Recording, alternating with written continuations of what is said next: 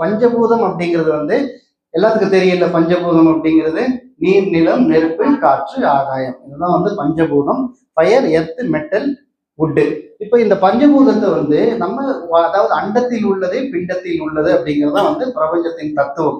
அங்க என்ன இருக்குதோ அதுதான் நம்மளுக்கு இருக்குது. இந்த பிரபஞ்சத்திற்கும் இந்த பஞ்சபூதத்திற்கும் நம்ம உணர்வுகளுக்கும் எமோஷன்ஸுக்கும் ஒரு கனெக்டிவிட்டி இருக்குது. இந்த உணர்வுகள் நம்ம உடம்புல வரும்போது இந்த எமோஷன், அதான் எமோஷன், நம்ம இஎஃப்டிங்கிறதே வந்து எமோஷனை பத்தி தான். அதனால இந்த உணர்வுகள் எமோஷன்ஸ் நம்ம உடம்புல வரும்போது இந்த பஞ்சபூதங்கள் வந்து வேற மாதிரி வேலை செய்யும். இப்போ உதாரணத்துக்கு வந்து நம்ம இப்ப பார்க்கலாம். இப்போ ஒரு பேயை பார்க்கறாங்க, என்ன ஆகும்? பயம் வரும் இல்லையா?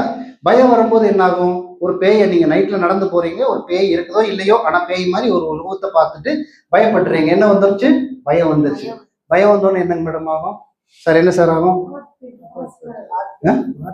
Heart beat. ஓகே, இருக்கும். Okay, very good. Okay, so பயம் வந்தோடனே முதல்ல நம்மளுக்கு என்ன வரும்னா, அந்த பயத்தால வந்து ஒண்ணுக்கு போயிட்டான்னு சொல்லுவோம்ல, தன்னை அறியாமலே வந்து நம்ம யூரின் போயிடுவோம். அப்ப பயத்துக்கும் நம்ம உடம்புனுடைய உறுப்புக்கும் ஒரு கனெக்ஷன் இருக்குது. புரிஞ்சுங்களா? பயத்துக்கும் ஃபியருக்கும் நம்ம உடம்பினுடைய உறுப்புக்கும் ஒரு கனெக்ட் இருக்குன்னா, யூரினரி பிளாடருடைய அந்த கண்ட்ரோல் பிரெயின் வந்து இழந்துரும். நம்ம ஏன் இப்ப நம்ம யூரினரி பிளாடர் இருக்குது இல்லைங்களா, நம்ம கிட்னில இருந்து ஒவ்வொரு நேரமும் சொட்டு சொட்டா நம்மளுடைய அந்த யூரின் போயிட்டு தான் இருக்கும். நீர் வந்து போய் சேர்ந்துட்டே இருக்கும். ஆனா நம்ம இப்போ உட்காரும் போது ஏன் வெளியில வர்றது இல்லைன்னா, அந்த கண்ட்ரோல் கெப்பாசிட்டி வந்து நம்ம பிரெயின்கிட்ட இருக்குது. பிரெயின் வந்து கண்ட்ரோல் பண்ணி அதை வச்சிருக்குது. அது எப்போ பிளாடர் வந்து ஃபுல் ஆகும் போது தான் நம்ம யூரின் அதை ரிலீஸ் பண்ணணும். அது பெரிய ஒரு சயின்ஸ். உள்ள இருந்து அந்த ஸ்பைனல் கார்டு மூலமா வேலை செய்யும். அப்ப நம்ம வந்து யூரின் போவோம், அது ரிலீஸ் ஆகும், அது திருப்பி க்ளோஸ் ஆகும். அப்ப இந்த டைம்ல நீங்க எதிர்பாராம திடீர்னு ஒரு பயத்தை பார்க்கும்போது உங்களை அறியாமையே நீங்க யூரின் போயிருவீங்க. அப்ப அந்த கண்ட்ரோல் வந்து போயிருது. அப்ப இந்த பிரபஞ்சத்துக்கும் இந்த எமோஷனுக்கும் இந்த பஞ்சபூதத்துக்கும் உங்களுடைய எமோஷனுக்கும் உறுப்புக்கும் சம்பந்தம் இருக்குது. அந்த உறுப்பு என்ன ஆகுது? கிட்னி வந்து தன்னுடைய கண்ட்ரோலை இழந்துருது. அதுதான் வந்து இங்க கொடுத்துருக்குறோம். இந்த எமோஷன்ஸ், இது வாட்டர், இது வந்து எப்படின்னா உங்களுக்கு ஃபியர், விஸ்டம் அண்ட் இன்செக்யூரிட்டி. எப்போ உங்களுக்கு பயம் வருதோ இந்த வாட்டர் எலிமெண்ட்ல வந்து வாட்டர் எலிமெண்ட்ல தான் நம்மளுடைய கிட்னி, நம்மளுடைய யூரினரி பிளாடர் எல்லாமே இருக்கும். ஸோ இந்த ஃபியர் வந்தப்ப இது வந்து டவுன் ஆயிரும். அடுத்தது வந்து உட்டுங்கிறது வந்து ஆகாயத்தை குறிக்குது. இதுல வந்து இருக்கக்கூடிய உறுப்பு என்னன்னு பாத்தீங்கன்னா லிவர் இருக்குது. லிவர் அண்ட் கேல் பிளாடர் இருக்கும். இதுக்கு என்ன எமோஷன் பாத்தீங்கன்னா anger and kindness and frustration. அதாவது ஒருத்தர் இப்ப நம்ம வந்து கோபப்படுறாரு இல்லைங்களா, ஒருத்தர் கோபப்பட்டோன்னு என்ன ஆகும்? கண்ணு செவந்துரும். கண்ணு செவந்துச்சுன்னா கோபம் அதிகமா படுறவங்களுக்கு வந்து லிவர் கெட்டு போயிடும். அப்ப இந்த கோபத்துக்கும் இந்த ஆகாயத்துக்கும் இந்த பிரபஞ்சத்திற்கும் அந்த உறுப்புக்கும் ஒரு கனெக்ஷன் இருக்குது. புரிஞ்சுக்குவீங்களா? இதை வந்து நீங்க நல்ல சிம்பிளான கான்செப்ட், இதை புரிஞ்சுக்கணும். அடுத்தது வந்து ஃபயர் வந்து நம்மளுடைய இதுல இதயம் வரும்.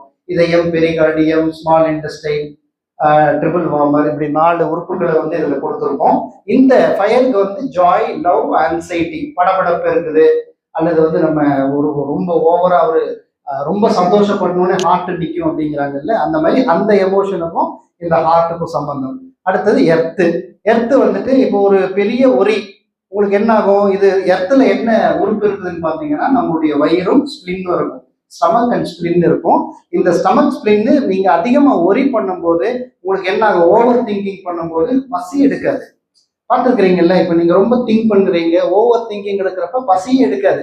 சார் ஏன் சாப்பிட்றீங்கன்னா எனக்கு என்னமோ இந்த பசியே எடுக்கலன்னு. அப்ப என்னன்னா நீங்க ஓவர் திங்கிங்ல இருக்கிறீங்க, அல்லது வந்து நீங்க ஒரு ஒரியில இருக்கிறீங்க, ஒரு கவலையா இருக்கும்போது உங்களுக்கு பசி எடுக்காது.